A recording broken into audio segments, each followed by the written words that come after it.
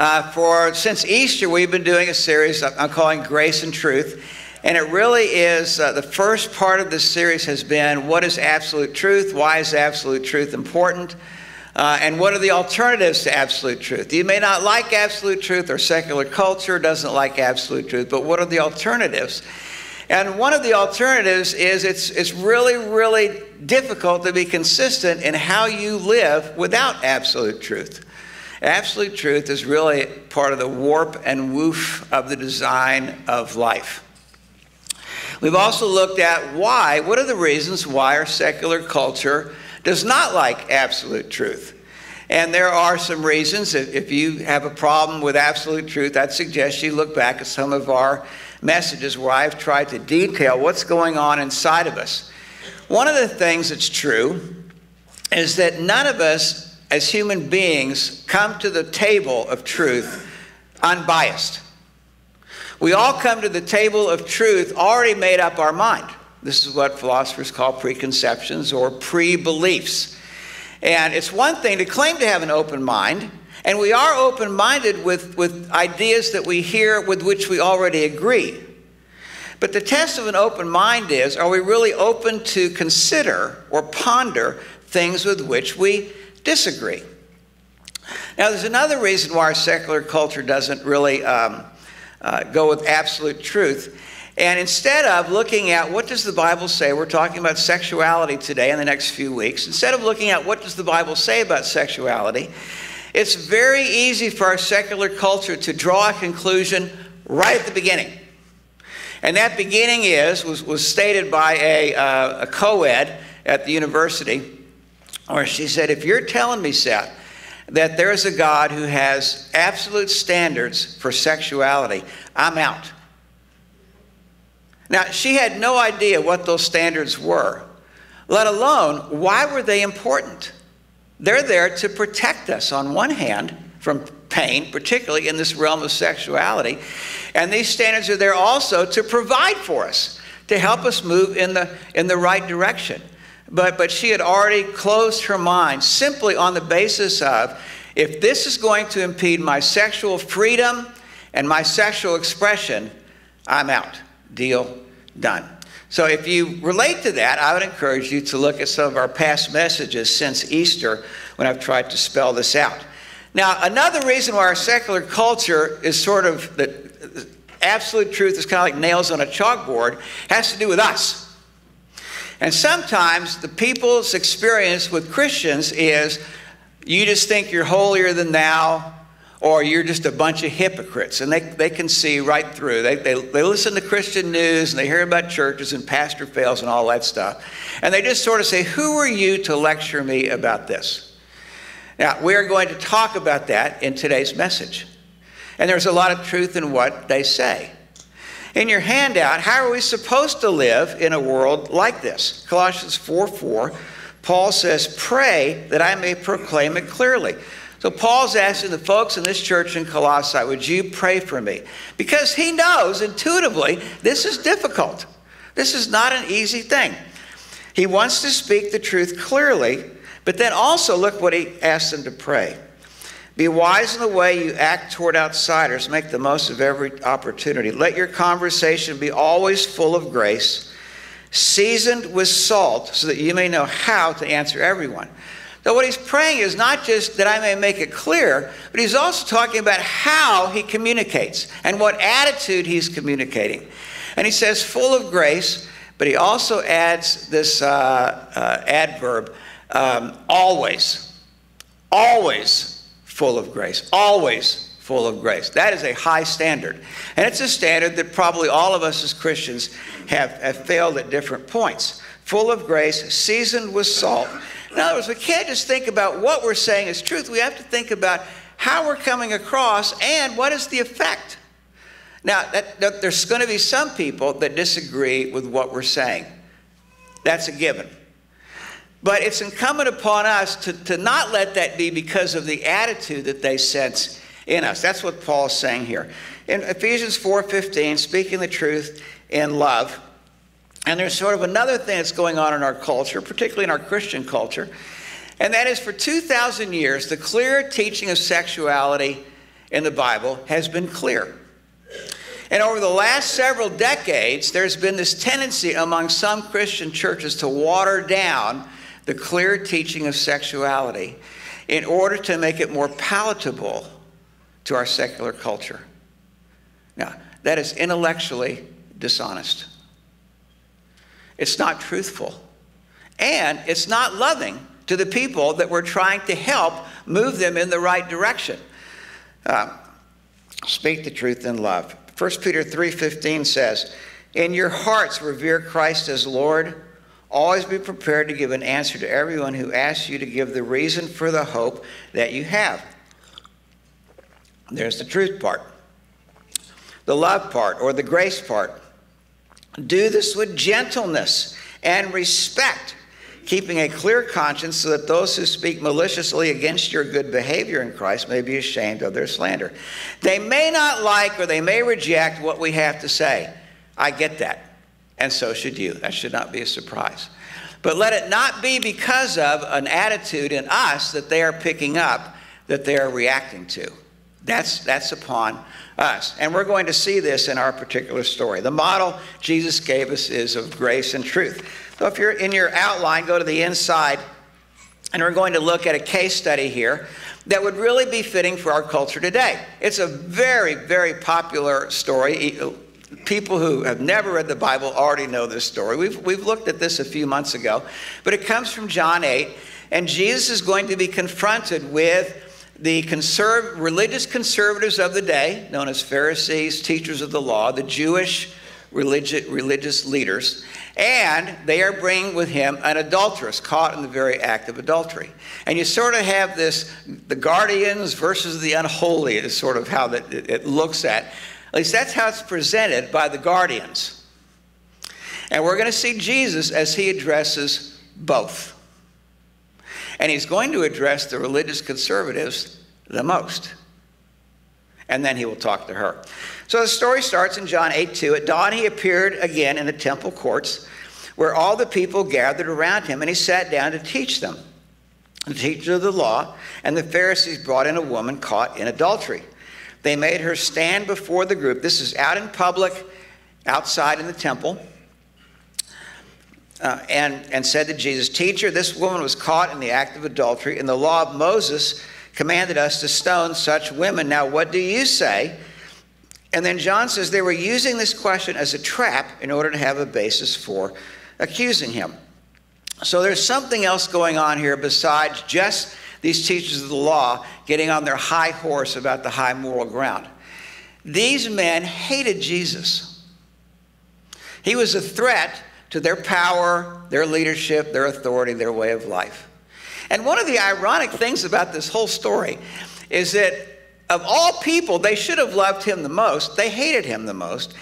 And we're told in Luke 15:1 that all of the outcasts who should have hated Jesus the most loved him. He was known as a friend of sinners. So what does Jesus do here? Jesus bent down and started to write on the ground with his finger. Now, we have no record of him saying anything at this point. I don't think he said anything at this point. I think if he had said something, John would have recorded here. Now, I do take an application from this. Sometimes it's best just to say nothing. Just saying. And to sort of let the question hang in the air. And sometimes the questions that we are pilloried with, if they hang in the air long enough, we start to see something more in the question, which is something which I think he did here. Started right in the ground. Verse 7, they kept on questioning him. He straightened up and said to them, so he's standing back up after he's been silent. They've been questioning him again. Let any of you who is without sin be the first to throw a stone at her. He makes a simple statement. It's not accusatory. It's not derogatory. It's not ungracious. It goes by truth and grace. And then he's quiet again. Again, he stooped down and wrote on the ground. Now, what is he saying here?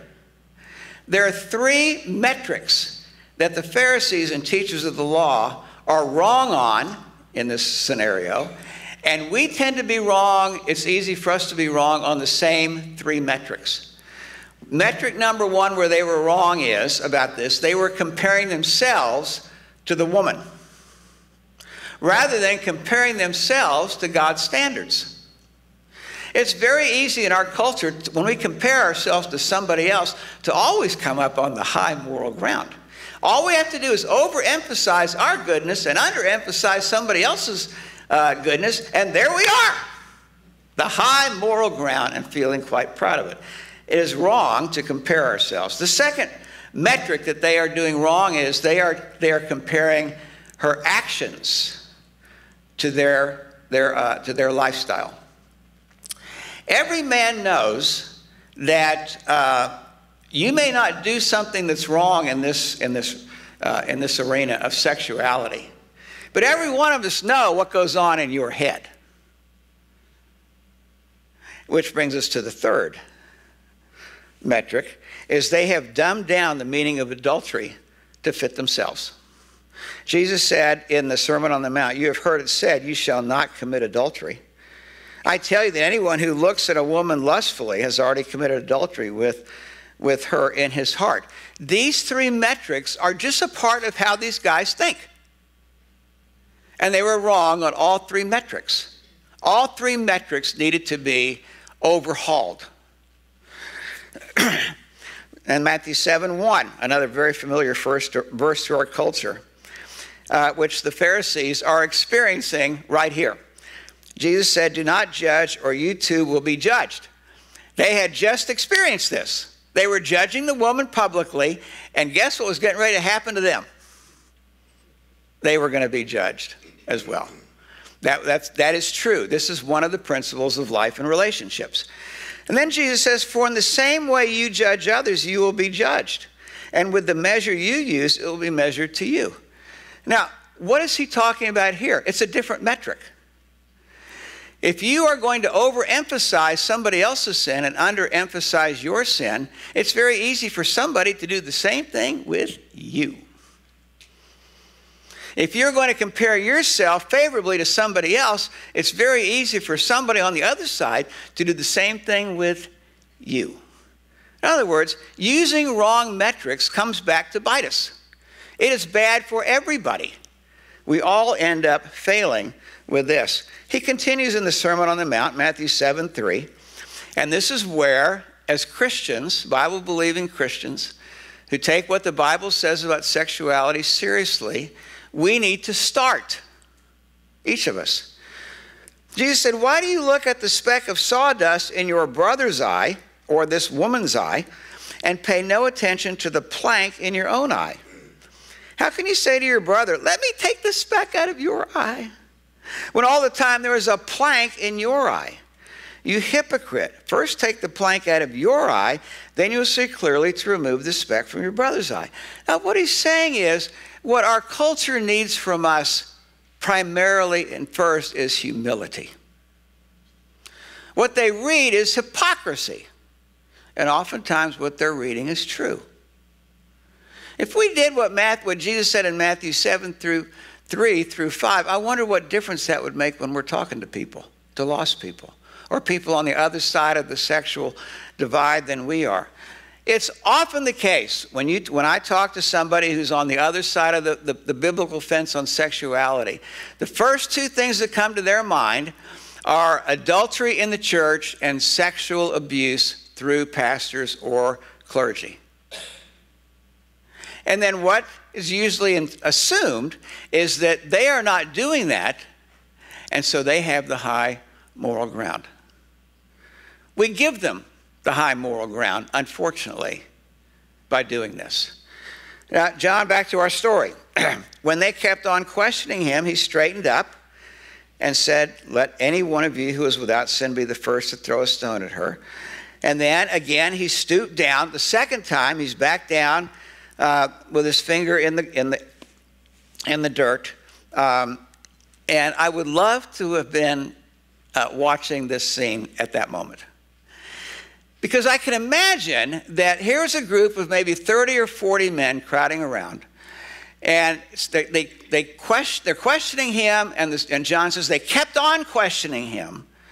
And while he's quiet and silent, just writing something in the dirt, we don't know what, I can imagine, because of what's about to happen, is that clamor slowly dies down to nothing.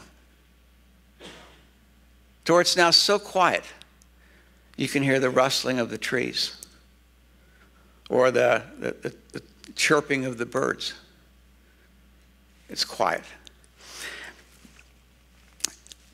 At this, those who heard began to go away, one at a time, the older ones first, until only Jesus was left with the woman still standing there. Humility, or at least not wanting to be more shamed than they already were at this moment, allowed these men to leave. And to their credit, they did. They could have done a whole lot more, but sometimes it's all about small wins. Just that they left, okay, small win. But it's possible in our culture on the other side of the sexuality for the other side to do the same thing that we are talking about us doing. And that is to overemphasize our problems with sexuality, to underemphasize what they're doing with sexuality, and come out on the high moral ground. And what I often hear is, well, at least I'm being authentic to who I am in comparison to folks like us who are being hypocritical. It's hard to argue with that. This is not about sexuality. This is about our attitudes towards one another and our attitudes about ourselves. Well, Jesus finally addresses the woman. Verse 10, Jesus straightened up and asked her, "Woman, where are they?" Now, I love just a simple rhetorical question. It was obvious nobody else was around. They're just the two of them standing there. Where are they? But that rhetorical question has a way of saying to her, I think down in her heart, I'm fighting for you. I'm standing with you. I have stood with you, and I'm standing with you. She says, "No one, sir." And then he says to her, "Neither do I condemn you." And then he says, "Go now and leave your life of sin." Now, both of these things he says to her are important. And as we've looked at the standard is truth and grace. And she's experiencing grace as he has stood there with her in the midst of the shame that has been castigated on her, and probably the shame that she has felt in that situation and even prior to being caught in that situation. But he's standing with her. He's been an advocate, an ally, a fighter for her as a woman. At the same time, he says, "Go and leave your life of sin." And here what he's saying to her is, there's a better life for you ahead, but you're going to have to leave behind the life that you know now. Now, he doesn't lecture her. He doesn't come down on her. He doesn't give her this moral barrage. He encourages her, take your life in a different direction. Now, I'm familiar with this. In college, a lot of you know, I became a Christian my junior year in college. And after I became a Christian, I realized that one of the things that had to change in my life was my dating style and patterns. It was horrendous. With my friends and I, our basic approach to dating was find the pretty girl and get her in bed as quickly as possible. And that's what we did. That's what I did for 2.5 years. That ended up leading me, as you all have heard my story, to emptiness. And I was quite shocked by that. Several years passed as I was trying to get my dating life together. I found it to be much more difficult than I ever imagined. It was very, very hard. Every day I was plagued as a junior in college and the beginning of my senior year with sexual thoughts and sexual eyes. It was like they were just alive all through the course of the day. If I'm sitting in class, whether it's anatomy or chemistry, or when I was a pre-med major, or history when I changed to history, I was always checking out the girls around me, and it was hard to make good grades and concentrate on the professors Let me just say it was difficult. Whenever I was trying to study by myself, sitting by myself, my mind was just a wild thing with all kinds of sexual urges and sexual thoughts. I decided at least I was not going to go to the library to study anymore because that just seemed to exacerbate the problem. I finally ended up playing. Now, I was a good athlete in college, not at the collegiate level, but at the intramural level. And what I learned was if I was out there playing virtually every intramural sport, at least I had a respite from my own head haranguing me. If you're playing point guard for an hour and a half in a hot gym in Waco, Texas, I'm not thinking about the girls unless it's a timeout. Football, softball, tennis, I played racquetball, almost everything. It was difficult. And what I discovered was that this is sort of like going out for the high school football team and thinking you're going to be good on the team because you're fast. But you suddenly realize most of these guys can bench press 200 pounds, and I can only bench press 100 pounds. Yeah. If that's the case, I have to spend some time in the gym if I'm going to make the team. What I discovered in the dating world and trying to resurrect a very broken and dead dating life was I also had to go to the gym, and the gym happened every day. Trying to get control of my thoughts. And over the course of the next year, as I look back on that time, I think there were at least 4 things God was trying to build in me as a junior and senior in college that would benefit me far into my adulthood, including marriage. Self-control, of which I was started with none. Honor, living for something higher than just my own immediate gratification. Holiness, which is really the secret sauce of happiness. And most important, trust. I talked to a lot of couples who think that the whole living together before getting married is a really good idea, and they really think that, and they believe that, and it makes sense at some level. But the problem is that after you get married, there are some inescapable truths which are not accomplished. You all know exactly how much self-control or how little self-control your spouse has or doesn't have. And most of the time, it's not much. You also then infer how much can I really trust my spouse? And that's where you think, not that much. Now, what couples do when this comes up in their married life is they just say, well, you should trust me. You should just trust me. Well, trust is not just something we grant. Trust is something that's earned. It's demonstrated over a long period of time. And over a long period of time, if your spouse sees that you are trustworthy, you've learned to say no to yourself and your own wild desires, then trust is much easier to do. Now, that first year of dating was very, very difficult. And even after that first year, it was still difficult. But God was using that redemptively in my life to make me a different kind of man from the man that I was and that I was going to be dating. Now, it's interesting to me that several years later, I was in grad school. And I suddenly thought back about my dating time prior to becoming a Christian. And I thought about 6 different girls that I dated and had been in bed with.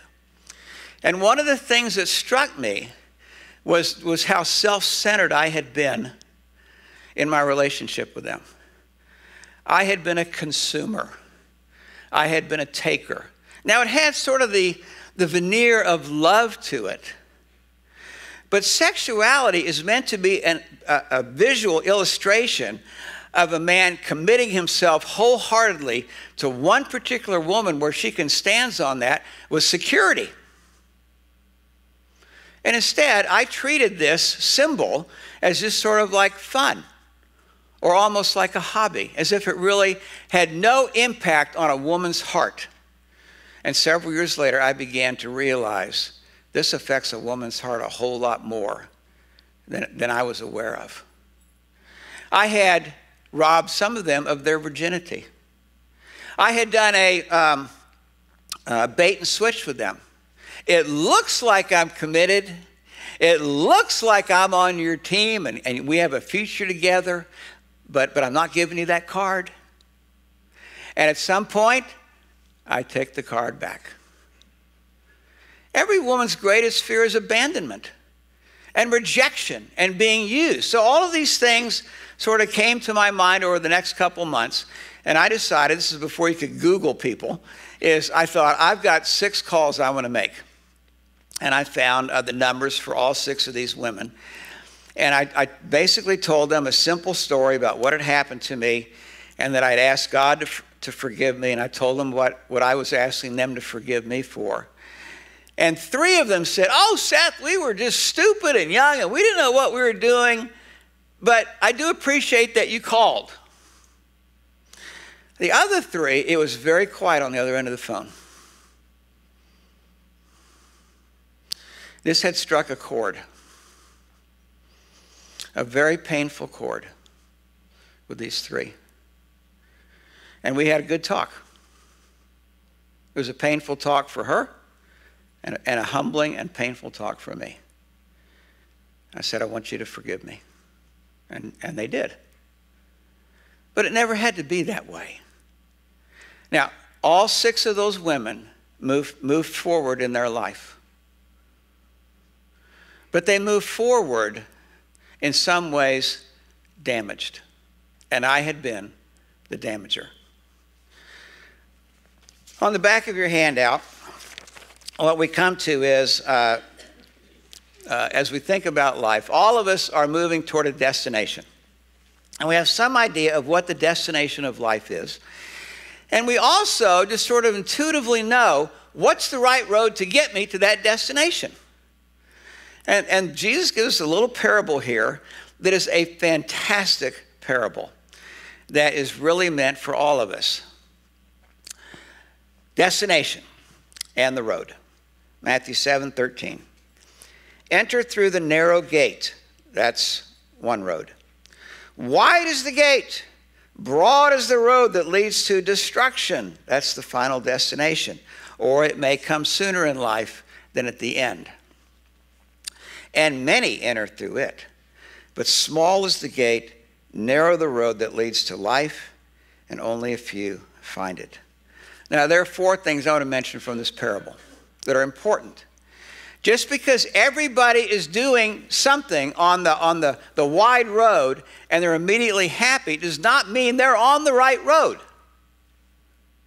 It feels like the right road. It seems like the right road. I've dreamt about I'm finally me on the right road.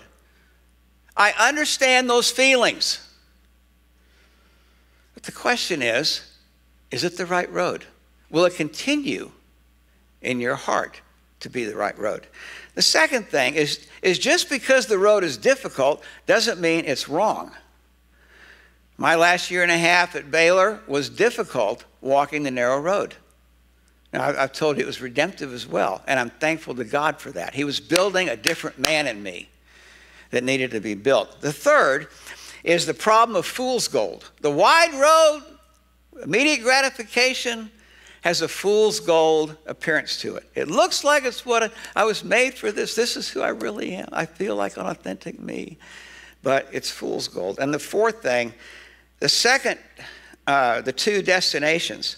Jesus says one destination is life or real life. He's not talking about physical life. He's talking about that elusive it we are all searching for. And the other destination is destruction. Now, what does he mean by destruction? I think he means like eventually that road is going to lead to things like emptiness and confusion and depression or addiction or to suicide. Now, it doesn't seem like that when you've just passed through the wide gate. And everybody's going that way. But Jesus gives us a warning. And I would encourage all of us to take heed to this warning. Ephesians 4:22 says, you were taught with regard to your former way of life to put off your old self, which is being corrupted by its evil desires. Just because desires seem to be fulfilling and they like them and it feels good does not mean they're good desires. Here's one example of deceitful desires that has an effect on us. This had an effect on me my first 2.5 years in college, and it had an effect on these 6 women. Just because at the time we felt very differently about all this does not mean that was a good thing. There were deceitful desires that were corrupting, damaging something in both these women and me. And Jesus said, the thief comes only to steal, kill, and destroy. They may have life, but I came that they may have life and have it abundantly. Now, I mentioned to you in my own story that one of the things I realized was it was a bad idea for me to define life on my terms and to define sexuality on my terms. I tried that, and I ended up making a mess of 6 other women's lives, and to some extent my own. And in our culture, I would ask you the same question.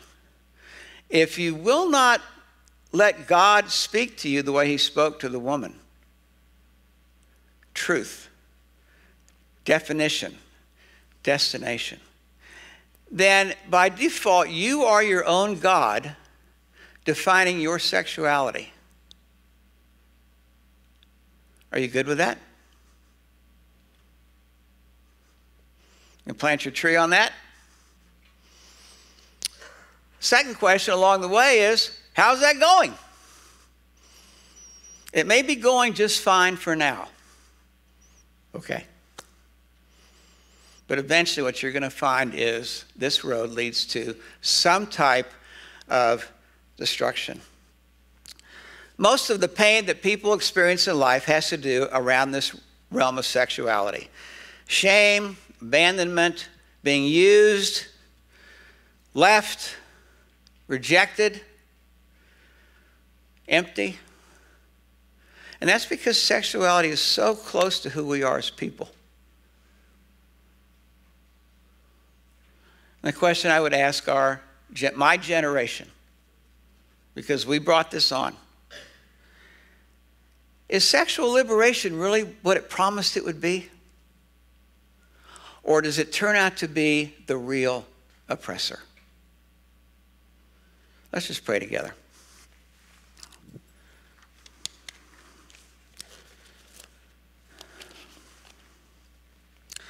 Father, this is tough stuff to think about and ponder, but it's really, really important. It affects people's lives. And there may be some things that you've heard today that are hard to hear. I get that. I didn't want to hear any of this stuff my first 2.5 years in college or in high school. I thought it was all a bunch of malarkey.